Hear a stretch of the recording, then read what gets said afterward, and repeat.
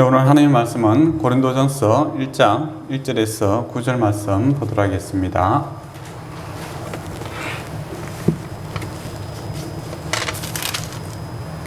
(263페이지에) 있습니다. 한 절씩 돌아가면서 읽도록 하겠습니다.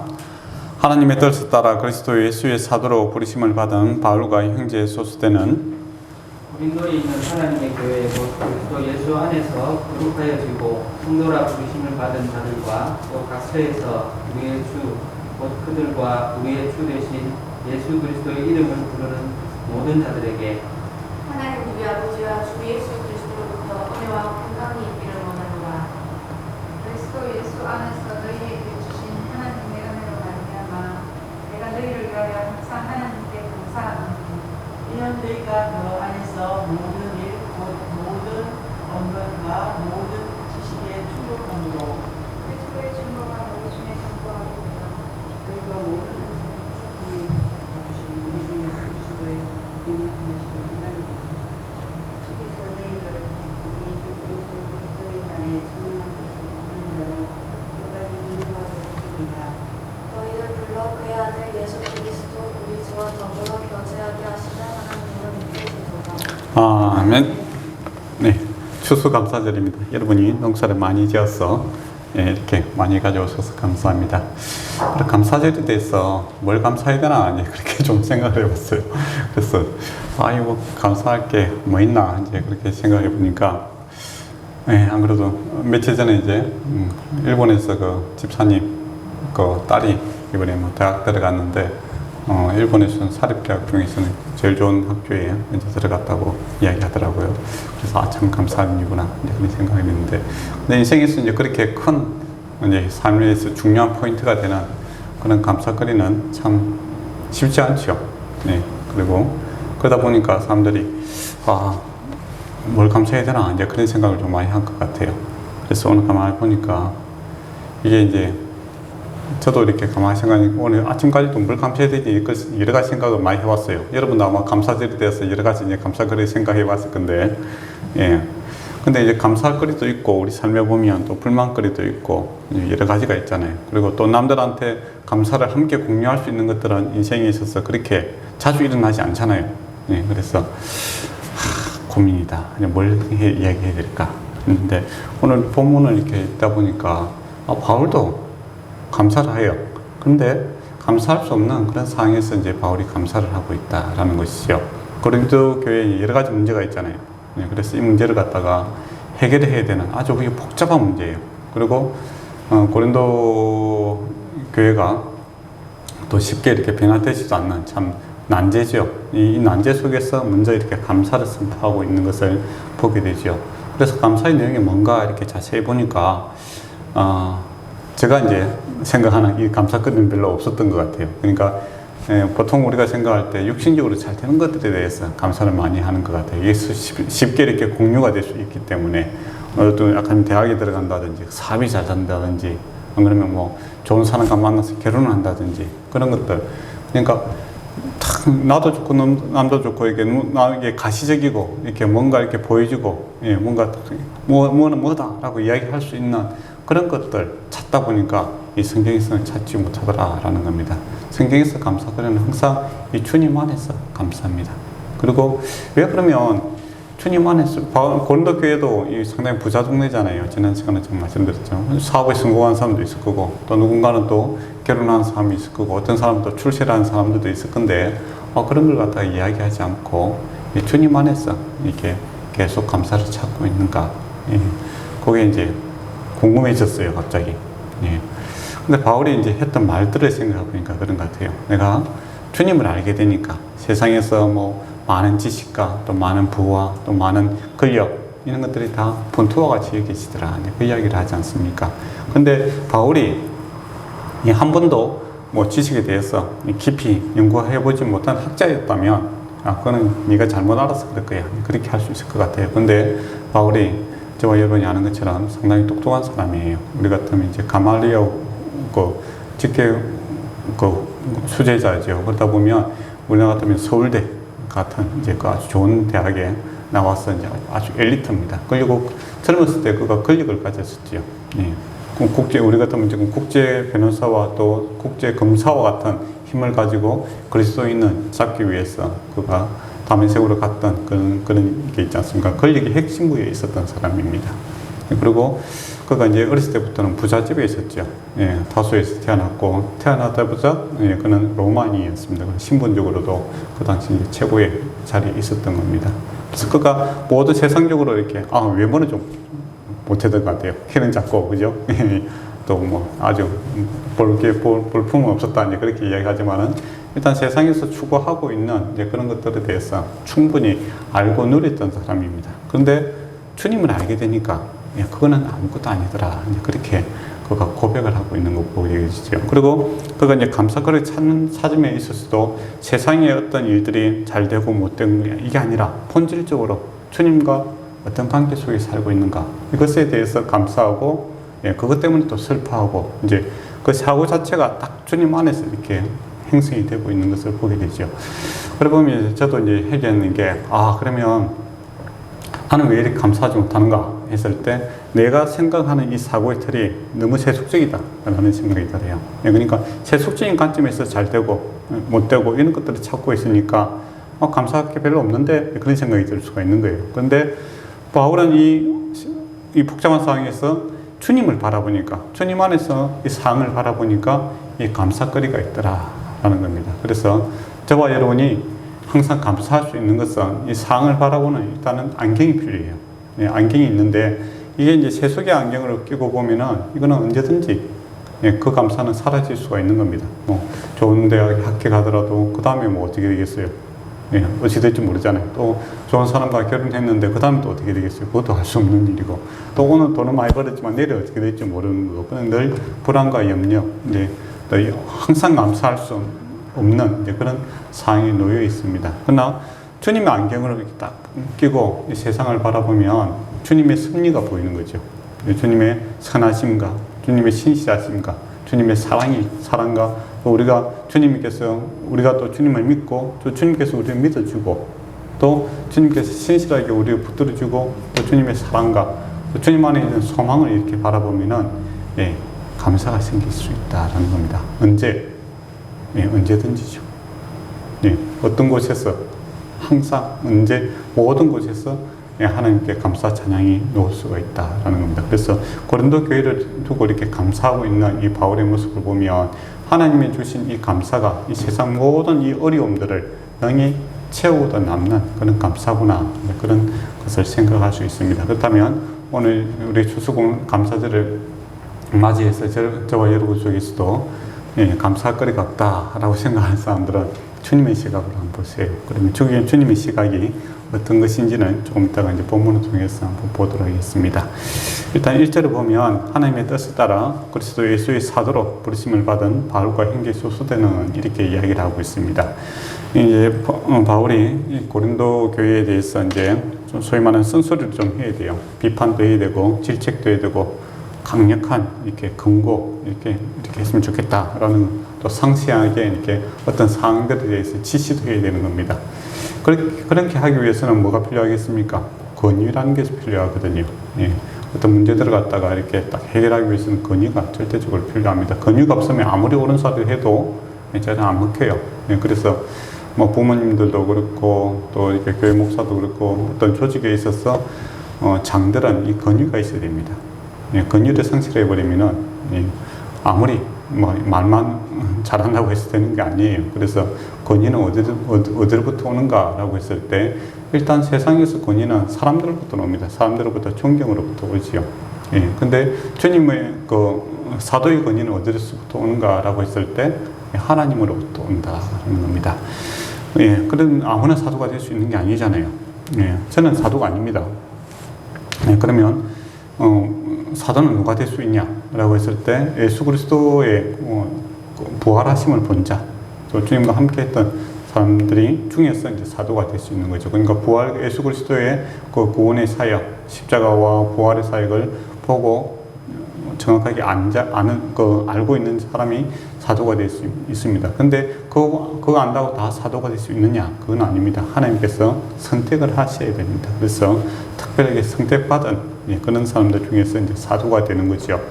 그래서 이제 그들의 가르침에 있어서 하나님께서 특별히 은총을 베풀어 주심으로 이제 오류가 없게끔 성경에 오류가 없게끔 하나님께서 역사하셨다라는 겁니다. 그렇기 때문에 그 권위가 사도 바울이 이야기하는 인간적인 바울이 이야기하는 것이 아니라 지금 하나님의 뜻에 의해서 내가 사도로 되었다라는 것은 인간의 입으로 이야기하고 있지만은 하나님의 뜻을 전달하는 것이다. 이제 그렇게 그 하나님의 권위를 가지고 이제 말씀을 하고 있다라는 겁니다. 이건 절대성이 있다라는 것이죠.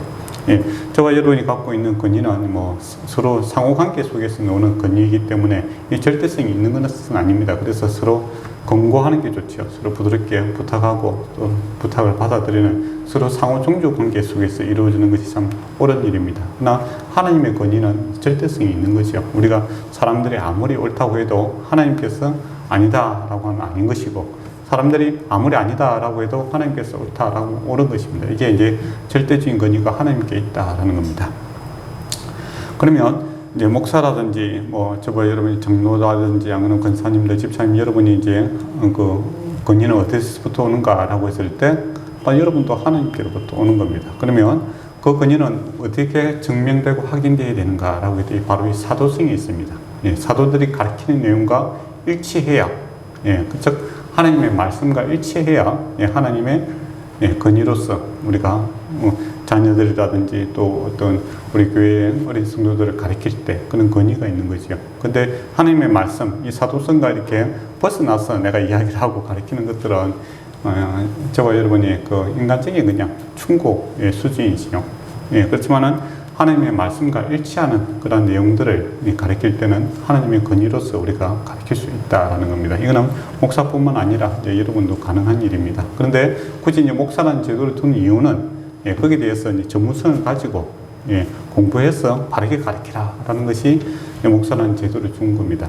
그래서 우리 개신교에서는 이제 강도사라는 게 있죠. 강론할 수 있는 자격을 주는 그런 그 자격을 시험을 치는 것인데, 그게 뭐냐면은 바로 이 하나님의 말씀을 바르게 해석해서 바로 전달할 수 있는 권한이다라는 겁니다. 그러면 이게 이제 그때부터는 뭡니까? 말씀을 이렇게 우리가 선포를 하는데 인간적인 생각으로 이야기하는 것이 아니라 성경에 나오는 말씀을 하나님의 뜻에 따라서 이제 말해야 되는 책임과 의무가 있는 것이고, 또 받는 사람들도 저 사람은 개인적인 이야기를 하는 것이 아니라 성경에 있는 이야기를 하기 때문에 하나님의 말씀으로 이렇게 받아들여야 된다는 겁니다.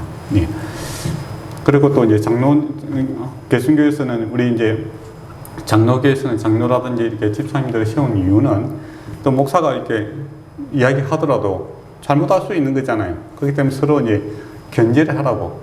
장로님은 이제 교회에서 헌금만 많이 하는 사람이 장로가 되는 것이 아니라 성경에 대한 지식이라든지 조직식이라든지 그 이해가 있어야 됩니다. 그래서 오늘 설교 말씀이 이렇게 선포가 되는데 사도성, 즉 사도가 가르치는 내용과 다르다면은 이것은 아니다라고 이야기할 수 있는 서로 견제하고 하나님 말씀을 같이 추구해 나가는 그런 수고와 노력을 하라고 이제 책임자도 세운 사람들이 이제 장로고 또 이름이 또 집사고 권사님들이시다, 이제 그렇게 보시면 될 것 같습니다. 그래서 항상 저도 이제 사도성을 가지고, 그러니까 하나님의 말씀을 바르게 증거해야 되는 그 사명이 있고 또 의무가 있고, 여러분도 이게 정말 하나님의 말씀인가, 안 그러면 인간적인 생각인가, 이걸 갖다 잘 구별해야 되는, 분별해야 되는 그런 책임과 의무가 있는 겁니다. 그래야 이제 교회에 처음에 오시는 그 어린 성도들이 이탈되는 그런 것들을 막을 수 있죠. 근데 이걸 이제 소홀히 하게 되면 어떻게 되겠습니까? 우리가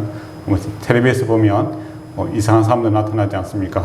그런 이단으로 바뀔 수가 있다라는 겁니다. 그래서 사도성, 즉 하나님의 말씀, 이게 대해서 기독교는 절대성을 갖고 있습니다. 그래서 절대성이 있기 때문에 우리가 이게 대해서 조심하게 다뤄야 되고, 또 하나님의 말씀을 바로 안다면 순종하고 따르고자 하는 그런 노력과 힘씀이 있어야 된다는 겁니다. 그래서 이제 이 편지는 바울이 개인적인 입장에서 쓰는 것이 아니라 사도로서 쓰고 있다라는 것을 이야기를 하고 있습니다. 그리고 소스데는하고 이제 소스데는 이제 같이 옆에 있는 사람을 소개하는데, 그렇다고 해서 합작품이 아닙니다. 이게는 주제가 이제 1인칭으로 되어 있어요. 나 바울은 그렇게 하기 때문에 이 소스데를 이야기한다고 해서 우리가 같은 인간적으로 이야기하는 것이 아니다 이겁니다. 이거는 하나님의 권위로 이야기하지만은 내 옆에 지금 소수대가 있다라는 것이죠. 소수대는 지난 시간에 말씀드린 것처럼 회당장이었습니다. 그런데 이 사람이 이제 예수님을 알고 그의 회당장은 이제 일단 사람들로부터 유대인들의 공동체의 그 리더 아닙니까? 그러면 사람들 존경도 있었을 거고 또 그만큼 영향력이 있었던 사람이지요. 그런데 예수하니까 이게 아무것도 아니더라라는 것이죠. 그래서 예수님 바울과 함께 그 사역을 주님을 복음을 위해서 동참하는 그런 사람이 되었다라는 겁니다. 그러면 소수대의 삶이다라고 했을 때 주님 알게 되니까 이전에 내가 가졌던 모든 명예와 권력과 사회 지도 영향력은 아무것도 아니더라. 충분히 내려놓을 수 있다라는 것을 몸으로서, 행동으로서, 삶으로서 보여주고 있는 사람이 소수대다라는 겁니다. 그래서 복음의 가치를 바로 아는 것이 정말 우리를 자유케 하는 세상의 권력으로부터 또 세상의 재물로부터 세상의 인기와 명예로부터 자유롭게 할 수 있는 것이 이 복음의 능력이다라는 것을 보여주고 있는 사람들이 바울과 이 소수대네라는 사람입니다. 그리고 이제 고린도 교회를 이제 가리켜서 이제 뭐라고 하냐면 그들은 하나님의 교회다 이렇게 이야기하고 있죠. 하나님의 교회, 하나님께서 세우신 교회다 그런 이야기를 하고 있습니다. 저와 여러분도 하나님의 교회입니다. 그러니까 또 이단들이 하나님의 교회 쓰고 있으니까 그건 아닙니다. 그거는 이단 교회고 이 교회 모든 교회는 하나님의 교회입니다. 주님의 교회요. 주님이 주인이시다라는 겁니다. 저와 여러분이 주님의 교회들이다라는 것이죠. 그러면 교회가 뭐냐라고 할 때 사람들은 이제 건물로 많이 생각해요. 근데 신약에서 교회는 여러분 한 분 한 분이 다 교회입니다. 교회가 뭐냐? 에클레시아, 부르심을 받은 사람들의 모임이 바로 교회다라는 겁니다. 하나님께서 불러주셔야만이 이곳에 올 수 있다라는 것이죠. 하나님께서 세상에서 여러분을 특별히 선택을 하셨다라는 겁니다. 그러니까 애굽에서 이스라엘 백성을 선택해서 홍해를 건너게 하시고 약속의 땅에 그들을 이동시키는 것처럼 이 세상에 여러분이 다 속한 사람들이었죠. 그런데 하나님께서 하나하나를 한 사람 한 사람을 다 이름을 부른다는 것은 뭡니까? 인간적인 관계를 가지고 하나님께서 우리를 선택하시고 불러주셨다라는 겁니다. 그래서 여러분이 교회입니다. 교회. 교회는 건물이 아니라 여러분이 교회다라는 것이고 여러분은 소속은 어디냐라고 했을 때 하나님께 속해 있는 사람들이고 하나님께서 친히 여러분을 불렀다라는 겁니다. 불렀기 때문에 여러분이 예수님을 알 수 있는 사람이 되었다라는 것이요. 그리고 그들의 특징은 그리스도 안에서 거룩하여진 사람들이다라는 겁니다. 거룩이 뭡니까? 구분하다라는 것이죠. 하나님, 그러니까 구약에서 보면 기름이 있어요. 기름이 이제 올리브 기름이 있는데 그걸 또 하나님께 드리면 뭐겠습니까? 그때부터는 성전에서 이제 불을 피우는 또 하나님의 제사장의 머리에 붓는다든지 그런 귀한 일에 쓰이게 되는 거죠. 구분됨으로써 하나님께 쓰임을 받게 되는 것입니다. 그러면 목사만 안 그러면 또 사도만 이렇게 하나님으로부터 구분된 사람이 아니다라는 것이죠. 여러분이 다 만인 제사장이라는 거 많이 들어봤지 않습니까? 여러분이 다 왕 같은 제사장이고 여러분이 다 하나님의 선한 도구입니다. 하나님께서 여러분을 구분하여 그렇게 하여 하나님의 일에 사용하기 위해서 여러분을 불렀다는 것이죠. 교회뿐만 아니라 여러분이 하고 있는 일들이라든지 또 하루하루 누군가를 만날 때 여러분이 하나님의 선한 도구가 되기를 원해서 하나님께서 특별히 분류시켜서 사용하고 있다라는 겁니다. 그래서 저와 여러분이 이제 오늘 꽃 이야기를 했는데 꽃 하나만 있어 한껏 하잖아요. 그것처럼 저와 여러분이 그리스도의 향기를 바라기를 원하시는 거죠. 오늘 내가 만나는 사람 중에서 내가 그리스도의 도구로서 하나님의 나의 인격을 나타내는 것이 아니라 그리스도의 향기를 나타낼 수 있는 그런 역할로 하기 위해서 하나님께 특별히 분류하여 여러분을 선택하여 세웠다라는 것을 이야기하고 정체성을 이야기하고 있는 겁니다. 근데 고린도 교인이 이제 그렇게 살지 못했지요. 아마 요즘 이제 우리 그리스도인들처럼 똑같은 것 같아요. 하나님께서 그렇게 그리스도의 향기를 이렇게 바라면서 세상의 빛과 소금의 역할로 하라고 특별히 구별하여 거룩하게 하여 이제 주님 안에서 살게 했는데 습관에 그러니까 그리스도인보다는 고린도인의 삶에 가까이 사니까 옛날에 세상의 그 썩은 그 냄새를, 향기냐 냄새냐, 그거 이제 차이인데, 냄새를 이렇게 풍기고 이제 살게 되는 그냥 안타까움이 있는 겁니다. 그렇지만은 그리스도 안에 있기 때문에 주께서 포기하지 아니하시고 주의 말씀을 가지고 다시 새롭게 하고 있는 그런 모습을 보게 되지요. 그러니까 그 향기로운 이 향에다가 파리 같은 게 썩은 물질이 들어가면 어떻게 되겠습니까? 썩는 냄새가 나잖아요. 그러면 그 제거하는 수고와 노력을 주님께서 끊임없이 하고 있다라는 겁니다. 주님께서 저와 여러분을 특별히 거룩한 자로 불렀다라는 것, 그게 여러분의 정체성입니다. 내 삶이 지금 아무리 그와 관계없이 멀어져 있더라도 여러분의 소속은 주님 안에 있고 주님께서 여러분을 하나님의 귀한 일로 사용하기 위해서 거룩을 받고 선택했다는 겁니다. 그리고 이 거룩을 유지하는 데 있어서 하나님은 결코 포기하지 않습니다. 주님께서 끊임없이 여러분을 계속 그 거룩을 유지하게 하기 위해서 성령 충만함을 계속 부어주시죠. 그래 귀한 일 하도록 합니다. 그러면 사람들에게 대한 오해도 있는 것 같아요. 하나님의 큰 일을 하는 사람들은 다 거룩할 거야. 아닙니다. 구약에 보면 사사들을 보면 참 좀 못난 사람들이 많죠, 그죠? 하나님의 말씀과 이렇게 많이 떨어진 삶을 살아가는 그런 사람들이 있었습니다. 그렇지만은 뭐 어떻게 합니까? 그가 그럼에도 불구하고 그 인격과 그 삶이 참 불순하고 좀 하나님 앞에 거룩하지 못한 삶임에도 불구하고 하나님의 거룩을 이루어내시는 것은 하나님이시다라는 것을 이제 사사기에서 보여주고 있습니다.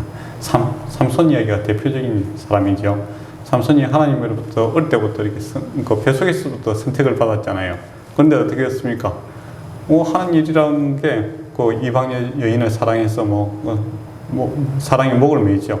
그것 때문에 또 애꿎은 사람들 때려 죽이기도 하고 그런 일을 합니다. 그렇지만은 어떻게 합니까? 결과적으로는 하나님께서 하나님의 선한 도구로 사용해 내십니다. 그렇지만은 그 과정에 있어서 그가 참 인간적인 불미스러움, 또 하나님과 함께하는 그 즐거움을 그가 누리지는 못하게 되지요. 똑같습니다.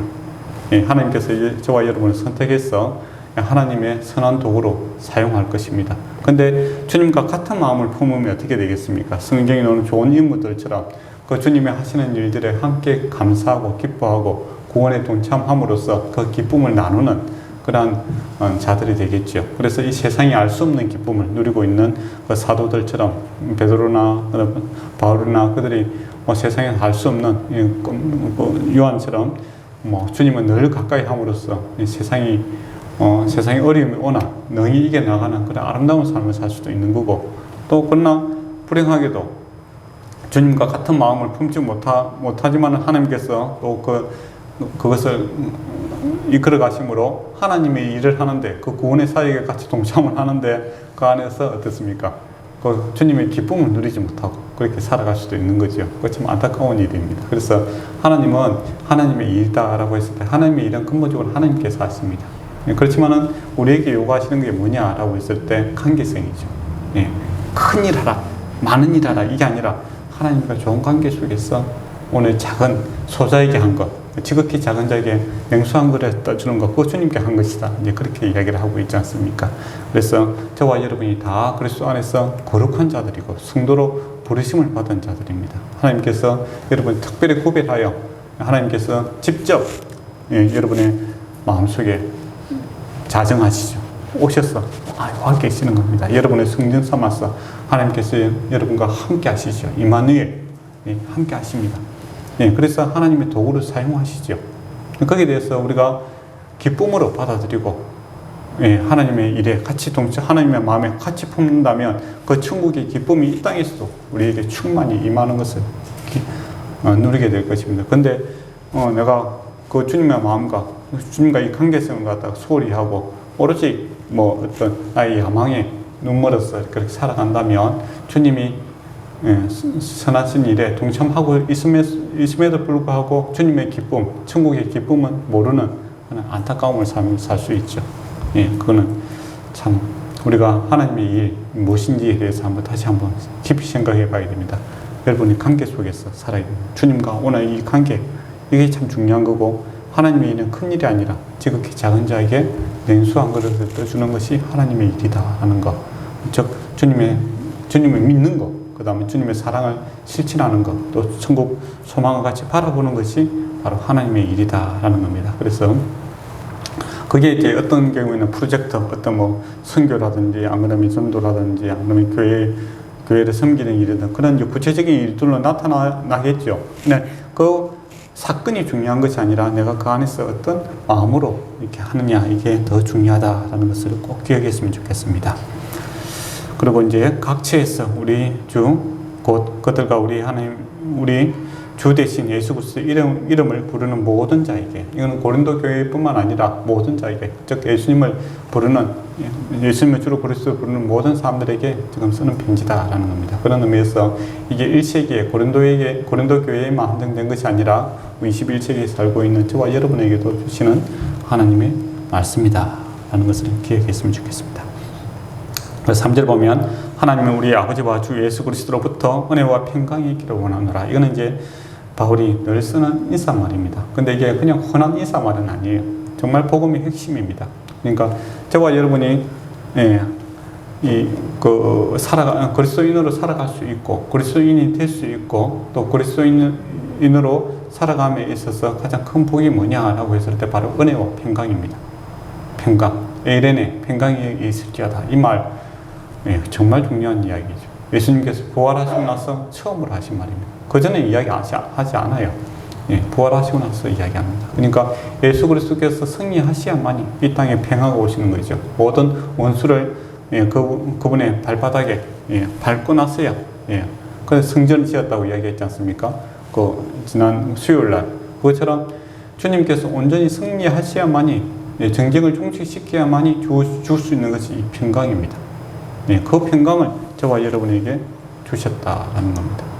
그래서 이 주님을 알게 되면 세상이 감당치 못하는 이 평화, 놀라운 또 합평케 하는 능력이 우리에게 생긴다라는 겁니다.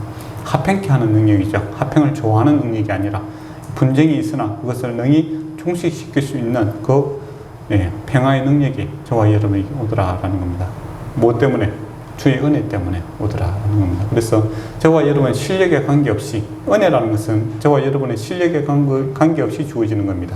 그러니까 보상이다, 이런 것은 실력에 따라서 주어지는 거잖아요. 근데 하나님께서 이 놀라운 평화, 은혜를, 평강을, 은혜를 주었다라는 겁니다. 은혜로. 나의 실력과 관계없이 하나님께서 일방적으로 세상이 감당하지 못하는, 또 세상을 평안케 하는 그 평강을 저와 여러분에게 허락하시더라라는 겁니다. 예수님을 통해서, 하나님을 통해서 우리에게 주신 그 은혜와 평강이 있기를 원하노다라는 거죠. 그래서 실제적으로 은혜 받아야만이 마음이 편안해집니다.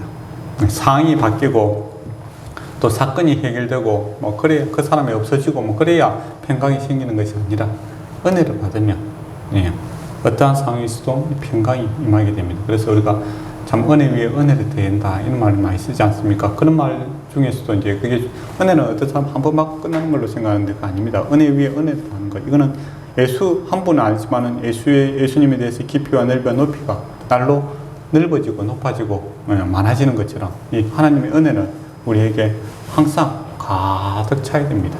그래서 충만해야 되죠.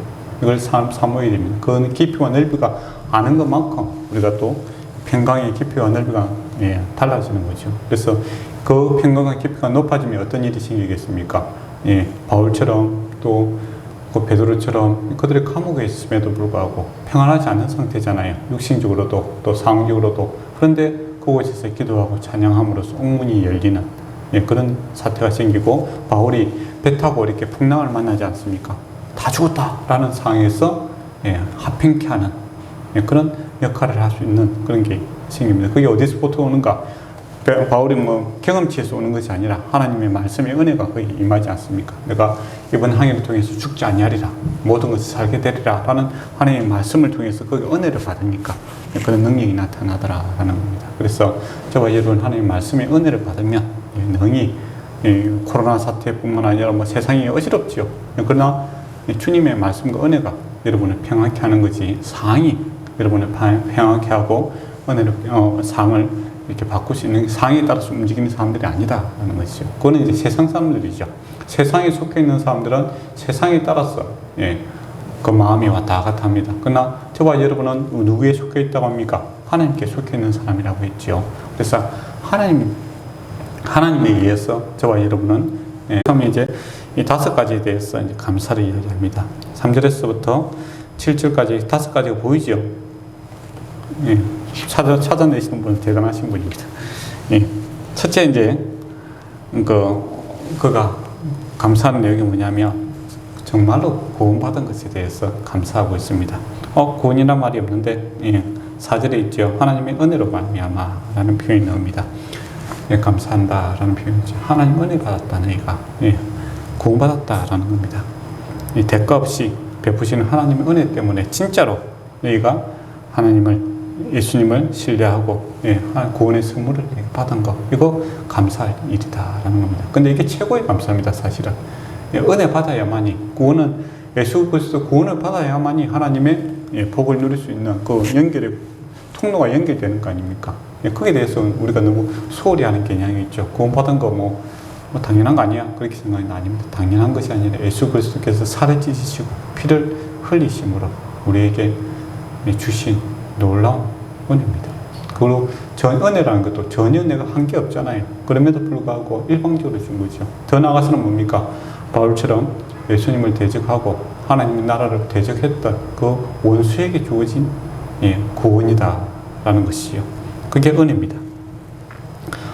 그 은혜를 너희가 받았다. 이게 대해서 진심으로 감사한다라는 것이죠. 그게 사실 최고의 감사죠.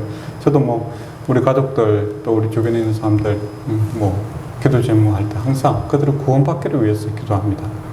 세상에서 아무리 잘 먹고 부자로 살고 그래도 구원받지 못하면 참 보통 일이 아니잖아요, 사실. 영원한 천국과 영원한 지옥으로 이렇게 양분이 되지 않습니까? 그리고 이 땅에서도 주님 알면은 얼마나 든든합니까? 아무 걱정이 없죠. 거기는 이제 아브라함의 삶에서도 딱 보면 나타나잖아요, 그죠? 아브라함이 그 이스마엘을 갖다가 보낼 때 아브라함이 엄청 부자인데 세상 같은 것에 대해서는 이야기를 하지 않고 그를 보냅니다. 근데 왜 그렇게 그냥 보내는가 보면 하나님의 약속의 말씀이 거기에 있거든요. 그를 통해서도 많은 민족을 만들 거고 내가 그를 세우겠다 하니까 그가 그 험난한 길을 그냥 보내는 것을 보게 됩니다. 즉 아브라함이 살아보니까 하나님의 은혜의 약속의 말씀이 최고더라라는 거 그걸 이제 알았기 때문에 그렇게 하는 거죠. 그것처럼 저와 여러분이 구원받는 것 그만큼 감사할 일이 없다라는 겁니다. 근데 구원의 가치를 갖다가 이렇게 잘 모르고 또는 가벼이 생각하고 살아가는 경우가 많은데 하나님의 은혜가 임하면 내가 죄인이었다가 구원받았다는 거 이거 알면 감사가 넘치기 시작합니다.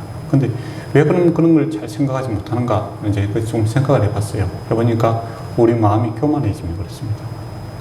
나 정도 되고 이렇게 확 높아지면은 다른 것들은 감사하지 않고 또 다른 세상 것들에 대해서 계속 애착을 가지게 되면 그게 구원받은 거 이거는 별로 하찮게 여겨져요. 근데 주님 나라 생각하게 되고 또 마음이 겸손해지고 은혜가 정말 임하게 되면 내가 주님 나라에 들어가는 거 내가 예수 믿는 그 자체가 최고의 감사거리가 되는 일이 발생이 되게 되죠. 그래서 여러분이 정체성에서 먼저 감사를 차리고 여러분 그리스도인이 됐다는 거 내가 하나님의 자녀 됐다는 거 그게 최고의 우리의 감사거리다라는 것이죠. 그 다음에 두 번째가 뭐냐면 그들에게 풍족함이 있다라는 것입니다.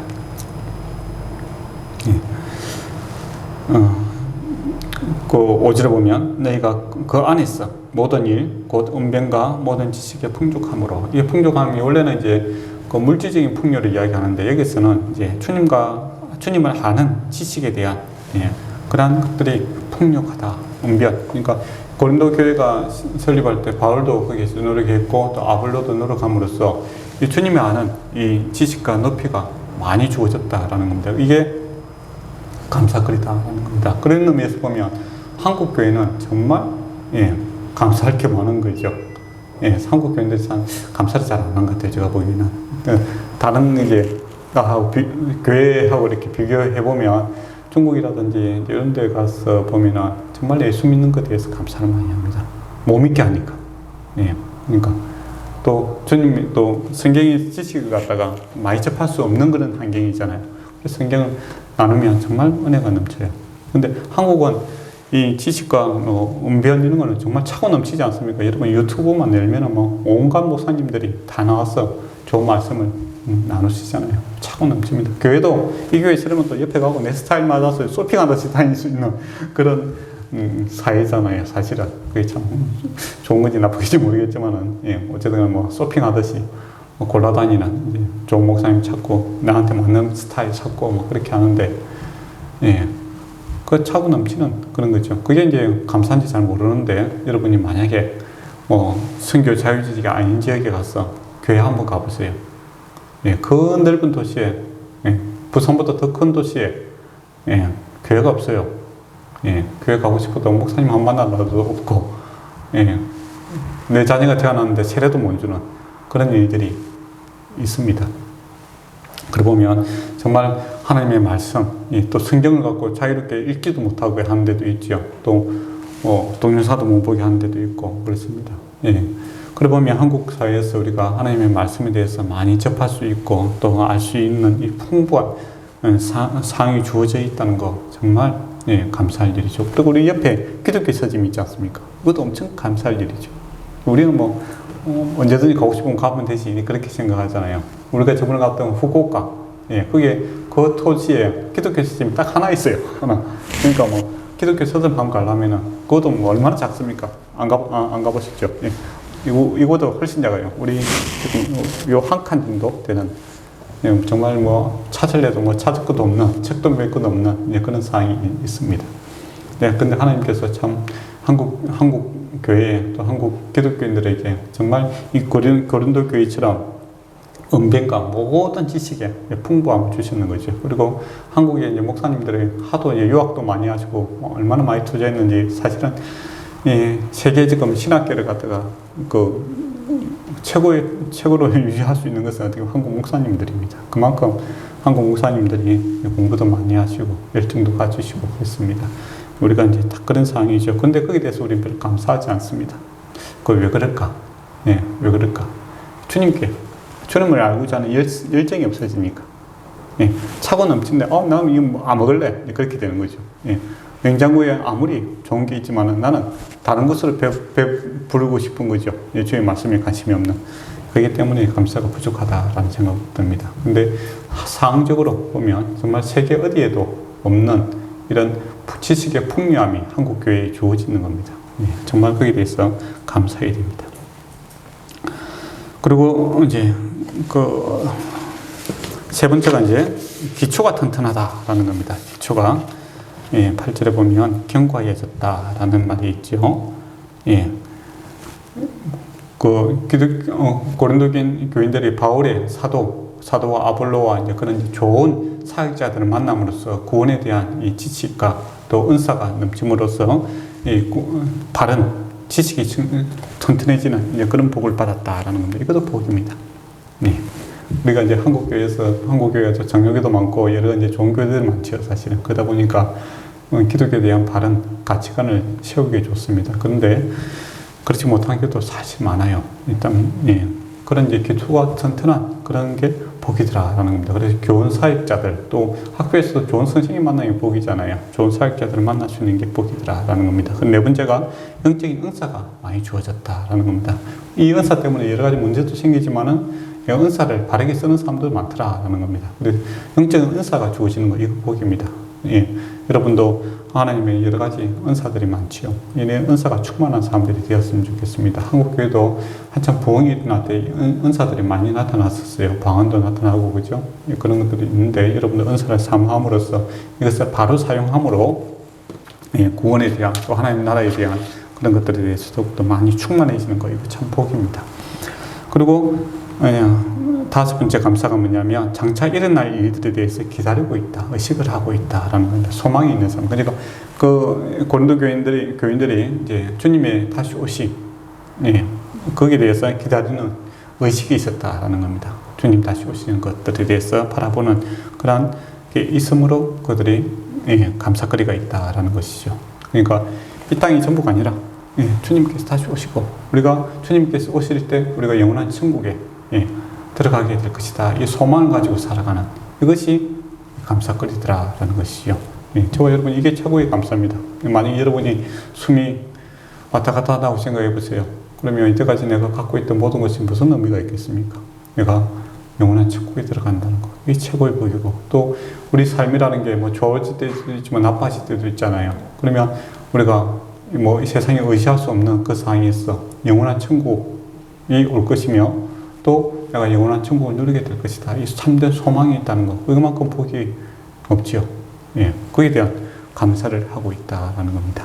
그러면 바울이 이렇게 감사하는 게 5가지 보면 다 신앙 안에서 이렇게 감사하는 거죠. 은혜 받고 구원 받고, 그 다음에 주님을 알아가는 지식과 또 기초, 주님에 대한 기초와 영적인 주님이 나와 지금 함께 하심으로써 영적인 은사들과 또 장차 또 주님을 사모함으로 하나님 나라에 들어갈 것, 여기에 대한 감사드리더라라는 겁니다. 그러면 우리가 이제 감사거리가 없다라고 생각하는 사람들, 예, 주님 안에서 감사를 찾으면 감사가 다시 회복될 것입니다. 내가 구원받았다는 것, 내가 주님을 알아갈 수 있는 좋은 기회와 또 주님께 예배드리고 또 주님께서 나와 함께함으로써 영적인 공급하심과 육적인 공급하심의 풍부함을 내가 알게 될 때, 그리고 이 땅에서 내가 어떠한 마이너스 삶을 살더라도 예, 궁극적으로는 우리는 천국에 들어간 승리자다라는 것을 알게 될 때 감사함이 생기더라라는 겁니다. 예, 그래서 감사는 주님 안에서 찾아야 어떠한 상황에서도 감사할 수 있는 감사의 사람이 될 수 있습니다.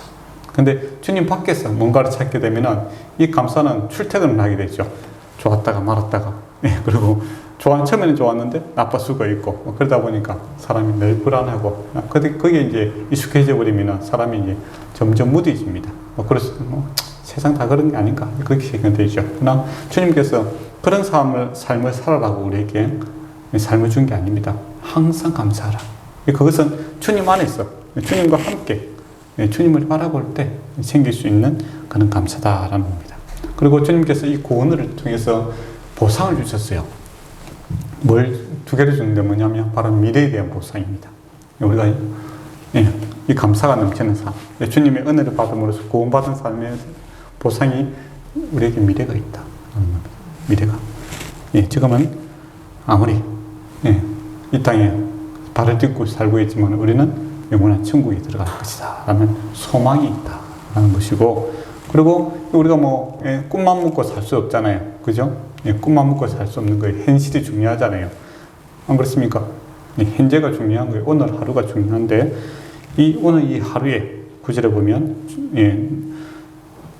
예수 그리스도 우리 주와 더불어 교제하게 하신 하나님은 미쁘시도다. 오늘 이 하루 주님과 함께 교제하게 하셨다라는 겁니다. 미래에 잘 될 거야. 앞으로 잘 될 거야.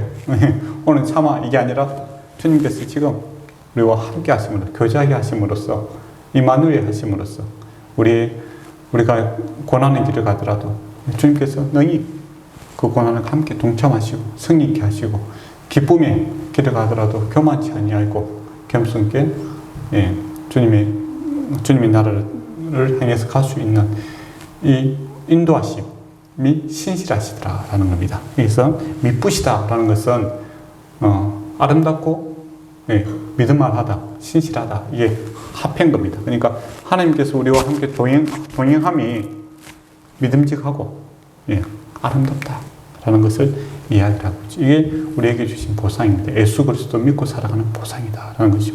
이런 관점에서 보면 지금 고린도 교회가 여러 가지 문제가 있지만은 희망이 있고 소망이 있다라는 겁니다. 그러면 저와 여러분이 아무리 여러 가지 문제가 복잡하고 감사할 거리 없고 그래도 주님 바라보면 감사가 다시 생기게 될 것이고, 또 그 주님의 신실하심이 우리를 능히 아름답게 만들어갈 수 있다라는 겁니다. 그렇다면 이 추수감사절을 맞이해서 저와 여러분 주님을 다시 발견했으면 좋겠습니다. 은혜 다시 받기를 원하고, 주님 내게 주신 이 은혜를 묵상하게 될 때 모든 것이 감사가 될 것이고, 이것이 꿈만 바라보는 자가 아니라 주님께서 함께 하심으로 정말 그 미쁘시 믿음직하고 아름다움이 우리에게 차고 넘침으로 이 국가 꽃보다 더 향기로 그리스도의 향기를 바라는 그런 삶 사시기를 축원합니다. 기도하도록 하겠습니다. 아버지 하나님, 참으로 저희를 구원하여 주신 것에 감사하게 하여 주시옵고, 또 주님과 함께 살아감에 대해서 감사하게 하여 주시옵소서. 아버지 하나님, 참으로 우리는 아무것도 아니나 주께서 우리를 선택하시고 우리와 함께 하심으로 우리가 보배가 되었음을 고백합니다. 또 왕같은 제사장이 되었음을 고백합니다. 이 왕같은 제사장의 삶을 잘 살아갈 수 있도록 날마다 때마다 저희들에게 성령 충만함을 허락하여 주심으로 우리 마음속에 성령의 열매가 차고 넘치게 하여 주심으로 모든 일에 감사하게 하시고 항상 기뻐하게 하시고 또 주님을 위해서 살고자 하는 그 열정이 불이 일어나게 하여 주시옵소서. 우리 구원하신 예수님 이름으로 기도드리옵나이다. 아멘.